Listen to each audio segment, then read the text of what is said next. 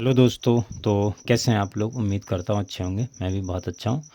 तो हम लोग क्लास 11th यानी कक्षा 11 का गणित पढ़ रहे हैं, जिसमें हम लोग पढ़ रहे हैं चैप्टर नंबर 5 रैखिक असमीकाएँ। रैखिक असमीकाओं में देखो, ऑलरेडी हमने बहुत सारे क्वेश्चंस कर लिए हैं। तो यदि आप लोगों ने अभी तक नहीं देखी है तो आप उन्हें ज़रूर देख लीजिएगा, ठीक है। आज देखो एक अलग टाइप के हम क्वेश्चंस करेंगे।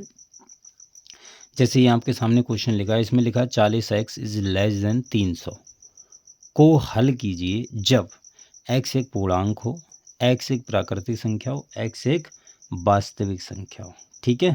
तो तब आपको हल करना है। देखो इस टाइप के सवाल को हल करने के लिए बड़ा ही सिंपल सवाल होते हैं, लेकिन आपको यहाँ पर पार्ट याद रखना है। पहले आपको इसको हल कर लेना है। जो भी आपके पास में असमीका दी है ना, उसको आप पहले हल कर लीजिए। देखो चूंकि आपको दिया है 40x इज़ लेस देन 300, ठीक है। तो देखो x का गुणांक धनात्मक है, तो दोनों तरफ 40 से भाग कर दो। तो दोनों तरफ 40 से भाग करोगे तो देखो आपके पास में क्या आएगा, 300/40। तो 40 से 40 कट गया, 0 से 0। और ये कितना आया, ये तुम्हारे पास में आया है x is less than, equal नहीं है, 30/4। तो 2 15 दूनी 30 और 2 दूनी 4। तो यहाँ से देखिए जो x का मान आया है लेस देन 15/2, ठीक है। समझ में आई बात? तो 15/2 आया है। अब इसको आप ध्यान से समझिए। पहले आप नंबर लाइन बनाइए। सबसे पहले देखो 15/2 यानी ये तुम्हारा 0 होगा, ये 1 होगा, ऐसी करके यहाँ कहीं पर, यानी 15 का मतलब 15/2 का मतलब क्या है, 7.5 भाई 7.5। तो यहाँ कहीं पर होगा 15/2, मैं ऐसा मान ले रहा हूँ, ठीक है। और इधर ये -1, ये -2, ये -3, ऐसी करके इधर बढ़ते चले जाएंगे। अब देखो यहाँ तक हल कर लिया है, कह रहे हैं इसको हल करो जब x एक पूर्णांक है। देखो पहला पार्ट ये है, जब x एक पूर्णांक है। क्या है? पूर्णांक है। अब देखो पूर्णांक का मतलब क्या होता है भाई, पूर्णांक कौन से नंबर होते हैं। पूर्णांक की अगर हम बात करें तो 0 1 2 3 4 5 6 और -1 -2 -3 से लेकर माइनस अनंत तक, और 1 2 3 4 5 से लेकर प्लस अनंत तक, सारे के सारे नंबर कैसे होते हैं, पूर्णांक। भाई पूर्णांक आपको पता होगा इंटीजर्स क्या होते हैं। तो कह रहे हैं कि हमें x का, एक्चुअली में x का मान बताना है जब x एक पूर्णांक हो। तो देखो अब 15/2 से x का मान कम है। तो कम है कहाँ तक, देखो कम है तो कहाँ तक जाएगा, यहाँ तक जाएगा, ऐसे करके, मतलब माइनस अनंत अनंत तक जाएगा। अब माइनस अनंत तक जाएगा, और लेकिन आने कौन से नंबर हैं, कौन सी वैल्यू आनी है एक्स की, जो सिर्फ पूर्णांक हो। तो कहने का मतलब है 15/7 तो आएगा नहीं। 15/7 का मतलब क्या होता है, मैं 15/7 का मतलब होता है 7.5, सॉरी 15/2। 15/2 का मतलब क्या होता है, 7.5। अब 7.5 जो है वो तुम्हारा पूर्णांक तो है नहीं, तो इससे कम कौन सा नंबर पूर्णांक है, 7। सीधी सी बात है भाई, 7 है। लेकिन इससे ज़्यादा तो हम ले नहीं सकते नंबर, क्योंकि x के मान 15/2 से कम है।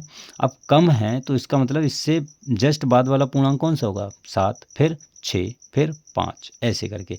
यानी सबसे ज़्यादा पूर्णांक होगा 7, फिर कौन सा होगा 6, फिर 5, फिर 4, फिर 3, फिर 2, फिर 1, फिर 0, ऐसी -1 -2। और इधर कहाँ तक चला है, इधर माइनस अनंत तक जाएगा। तो ये तुम्हारा समुच्च हो गया, मतलब सेट हो गया। x एक पूर्णांक है तो x की वैल्यू आप ये ले सकते हो। क्लियर, समझ में आ गया, ठीक है। चलिए, जब एक x पूर्णांक है तो x के मान आप ये ले सकते हो। अब दूसरा इसी में पार्ट बोला है कि जब x एक प्राकृतिक संख्या हो, प्राकृतिक संख्या है। अब देखो सबसे इसमें इम्पोर्टेंट बात समझो, प्राकृतिक संख्या। x का मान हमें प्राकृतिक संख्या लेना, तो आप प्राकृतिक संख्याएं तो आपको पता होंगी ना, नेचुरल नंबर्स।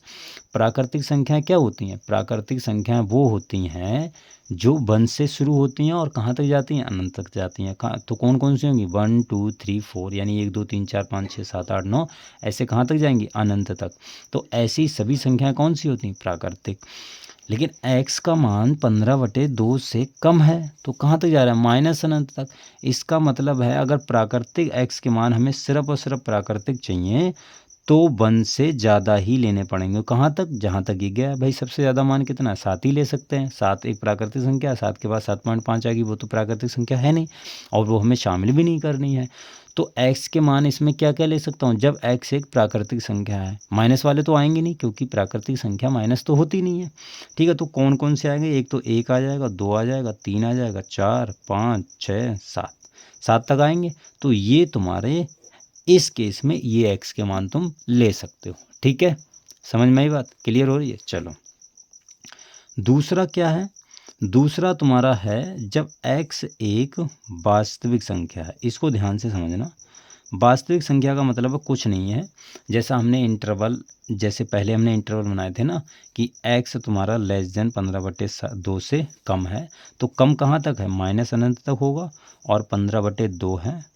ठीक है, लेकिन यहाँ पर आपको एक चीज़ ध्यान देनी है कि यहाँ लेस देन है, यहाँ पर आपको एक चीज़ ध्यान देनी है क्योंकि यहाँ पर बराबर का चिन्ह नहीं है, तो जो हम सेट बनाएंगे उसमें 15/2 शामिल नहीं करेंगे।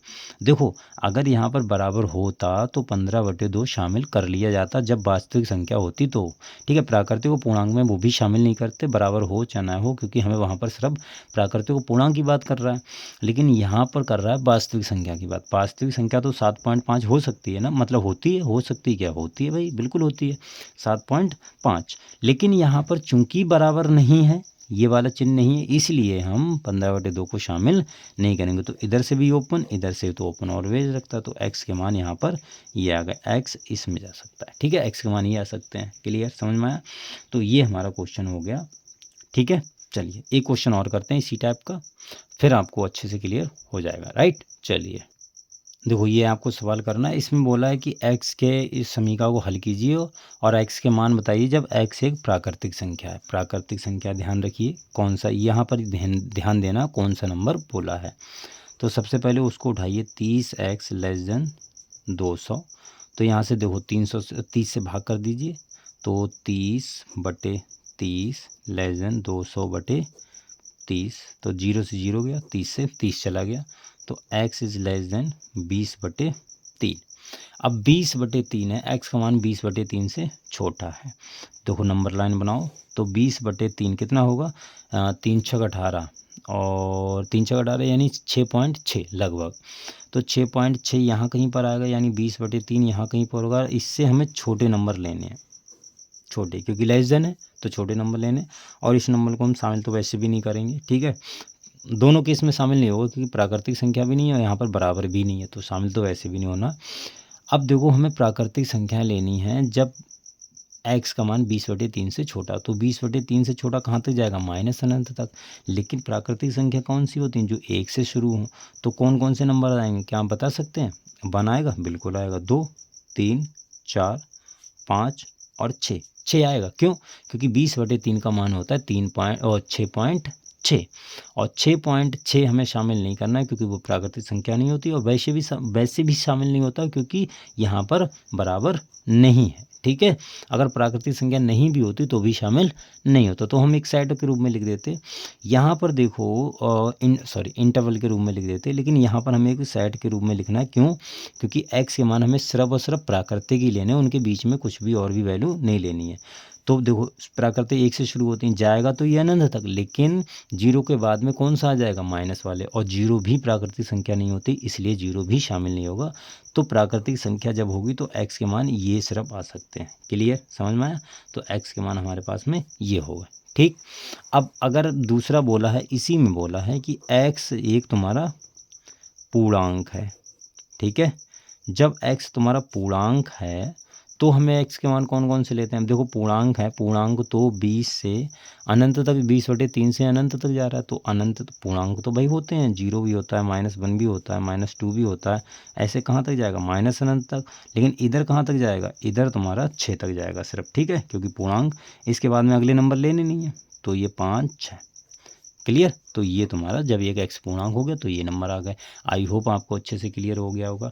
तो इस टाइप के सवाल जितने भी हों आप कर लीजिए, और इसमें एक देखिए कॉन्सेप्ट है, वो मैं ज़रूर बताऊंगा, क्योंकि लेकिन ये आपके यहाँ पर कोर्स में नहीं है। ठीक है, अगर आप पढ़ना चाहें तो पढ़ सकते हैं, नहीं पढ़ना चाहें तो कोई बात नहीं। एक कॉन्सेप्ट है wavy curve method, wavy curve method. ये मेथड जो है बहुत इम्पॉर्टेंट है, और जब आप मैथमेटिक्स जब पढ़ेंगे तो ये आपको काम आएगा।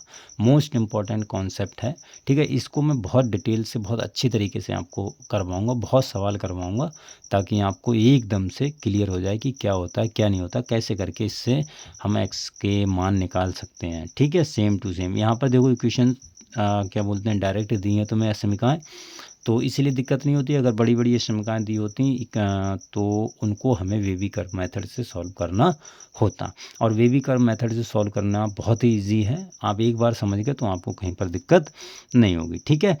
वो देखो आपको मैं पहले ही बता दे रहा हूँ, आपके कोर्स में नहीं है। अगर आप पढ़ना चाहें तो पढ़ सकते हैं, नहीं पढ़ना चाहें तो छोड़ सकते हैं। वैसे ये आपका चैप्टर हो चुका है, इसी टाइप के इसमें क्वेश्चन है, और टाइप के इसमें क्वेश्चन है नहीं। तो आप ध्यान से इन्हीं क्वेश्चन को बड़े अच्छे से कर लीजिए, ठीक है। कोई दिक्कत हो तो आप ज़रूर हमें कमेंट करके बताइए, हम आपको ज़रूर बताएंगे, ठीक है।